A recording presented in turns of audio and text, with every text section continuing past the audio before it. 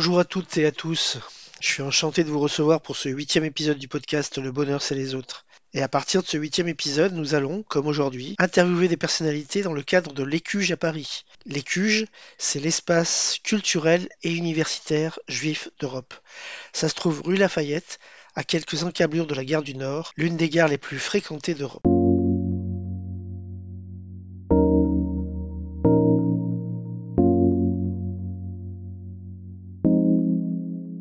On se retrouve aujourd'hui pour un épisode podcast avec Eric Smadja. Bonjour Eric. Bonjour Gérard. Alors Eric, vous avez cinquantaine d'années À la louche. Voilà, à la louche. Et vous êtes, alors je vous présente tout de suite comme ça, mais vous allez nous expliquer un petit peu ce que vous faites dans la vie. Bien sûr. Vous êtes un passionné de bande dessinée, Absolument. mais vous êtes aussi un pro du vêtement d'entreprise, je crois, pour les hôpitaux et surtout pour les hôtels de luxe. Les hôtels, oui, absolument. Voilà. Et vous êtes aussi sportif, vous faites de l'aviron, enfin vous faites plein de choses. Protéiforme.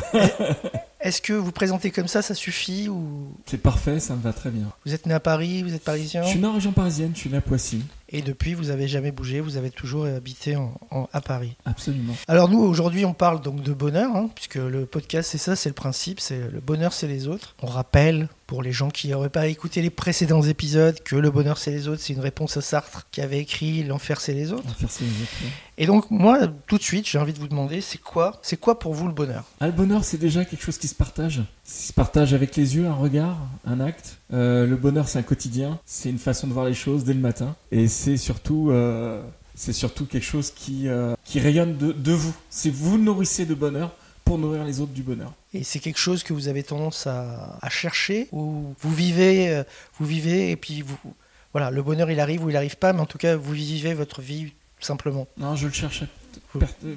C'est un peu Sisyphe.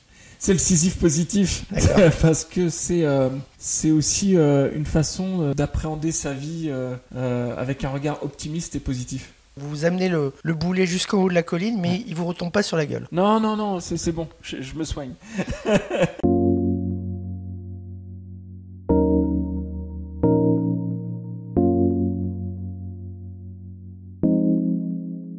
Quel souvenir heureux de votre enfance remonte spontanément à la surface? Spontanément, Shabbat, partage. Mais encore, c'est-à-dire un repas de famille. Un repas de famille partagé. C'est ça le bonheur. Et vous étiez nombreux autour de la table? Ouais, chez mon grand-père à Poissy. Ça c'est du bonheur. C'est ça aussi le partage. Et le bonheur tout de suite, j'avais 18 ans, c'est être champion de France d'athlétisme. Ah oui, ça je ne savais pas que vous faisiez aussi de l'athlétisme. J'ai fait. Donc, vous êtes un sportif tout terrain. Absolument. Ça c'est un bonheur. Champion de France, quelle catégorie? Semi-marathon. Ah oui. Ouais. D'accord, vous êtes un grand sportif alors, devant l'éternel. On peut dire.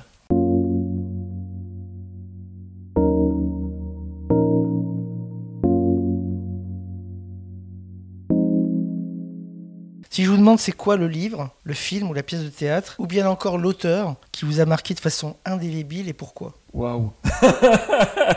Je connais pas cet auteur. Il y en a plusieurs, mais là je sais pas, spontanément je serais tenté de dire Gabriel García Márquez, 100 ans de solitude. Et vous l'avez découvert comment? Dans quelles conditions? À cause de la couverture qui me plaisait. Avec toute la faune, toutes les couleurs. Ouais, bien joué, ouais, exactement. Ah.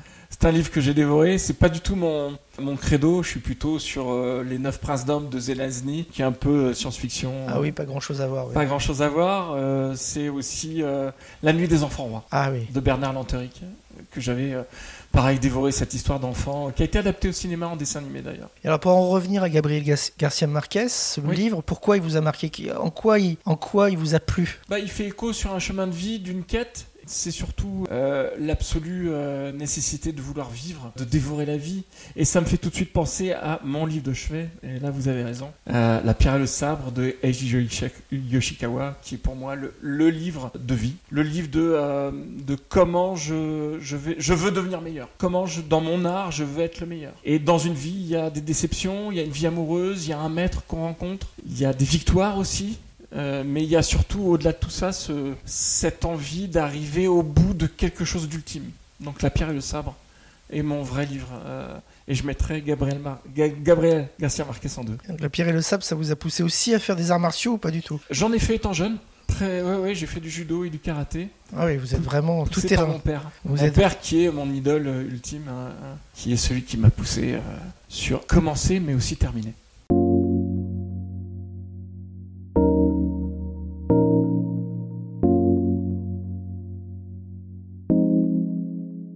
Si je vous demande comme ça, de quoi vous ne voudriez surtout jamais vous priver dans votre vie, vous me diriez quoi? De rire. De Rire. rire, mais encore. Expliquez-nous un petit peu. Partager les sourires. Partager les sourires, c'est le début du bonheur en fait. Partager des rires, partager des good vibes.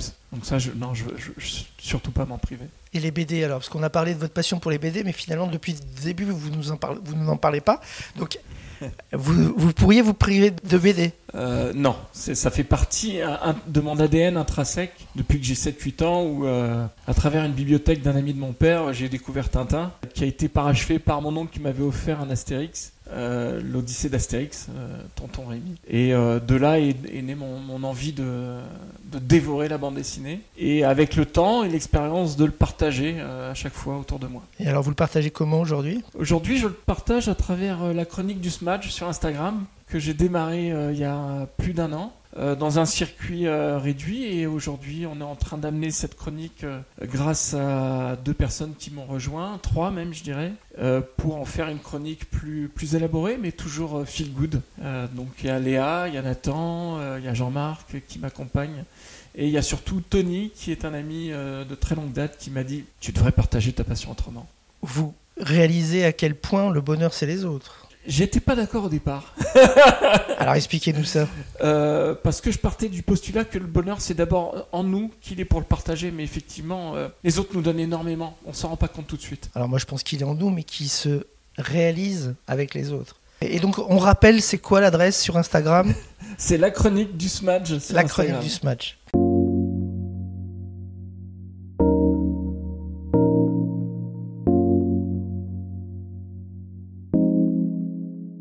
Est-ce que vous avez tendance à douter, enfin est-ce que vous doutez souvent dans l'existence? Et si oui, est-ce que vous doutez plutôt de vous ou plutôt des autres? Ah, je vais paraître prétentieux, mais je doute pas. C'est-à-dire que même dans les moments difficiles, je me raccroche à cette lumière et j'ai pas envie de douter en fait. Donc je me donne pas le droit de douter. Et ça, c'est aussi quelque chose qui est très commun chez les sportifs, parce que vous avez quand même cette fibre sportive. C'est que effectivement, moi, pour avoir fait un peu de sport il y a quelques années maintenant, le doute n'est pas permis, quoi. Non. Le doute n'est pas permis quand on fait du sport. Il faut aller au bout de son intention.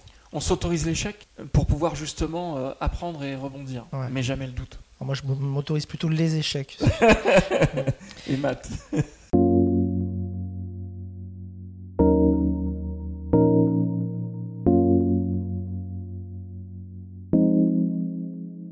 Pour quel défaut de vos contemporains vous avez le plus d'indulgence? Waouh.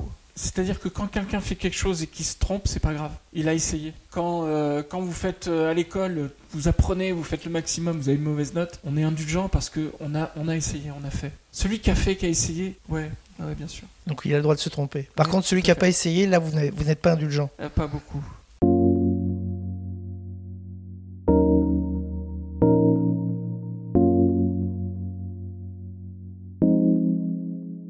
On est dans une époque particulièrement stressante, anxiogène, où il y a beaucoup de... Je l'ai dit dans l'argumentaire du podcast, il y a beaucoup de... La France est particulièrement un pays pessimiste, avec des habitants particulièrement pessimistes, avec une consommation d'anxiolytiques record, etc. Vous considérez, est-ce que vous vous considérez comme pessimiste ou est-ce que vous considérez comme optimiste? Et qu'est-ce qui vous rend optimiste pour l'avenir?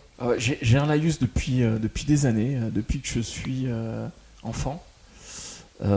Au-dessus des nuages, le soleil. C'est la chanson de Sagazan, ça. La symphonie des éclairs. Absolument.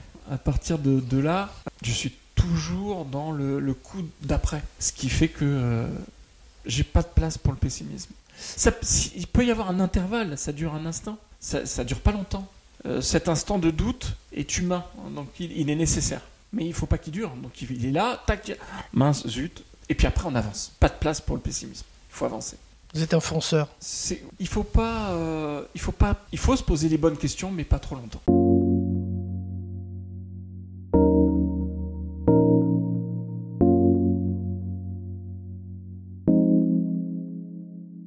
Qu'est-ce qu'on peut vous souhaiter pour les prochains mois, cher Eric Smadja? De continuer à rester l'homme que je suis avec les valeurs que j'ai, de continuer à partager et surtout à vivre intensément cette vie qui à des moments peut nous faire douter mais qui ne doivent pas durer.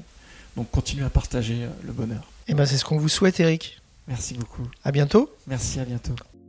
Bonus avec Eric Smadja. Ah oui, c'est moi, oui. Eh oui, petit bonus parce que off the record, vous nous avez parlé d'un truc incroyable. Alors, il est question d'une salle de cinéma et de Bruce Lee. Racontez-nous. Absolument, c'est-à-dire que il y a Bruce Lee qui a été découvert par René Château en Côte d'Ivoire par hasard, parce qu'il avait rien à faire. Il découvre ce phénomène et il décide d'importer Bruce Lee en France et il trouve une seule salle parisienne. Je crois que ça doit être pour Big Boss, faudra vérifier l'authenticité du titre du film, qui est resté 1 an à l'affiche dans une salle parisienne, et cette salle diffusait le film H24 non-stop, et les gens venaient de la France entière pour voir ce film. Il y a des gens qui venaient d'Auxerre, de Perpignan, du Périgord, peu importe. Et pendant 1 an, donc, le film a fait 4 millions d'entrées. C'est juste exceptionnel.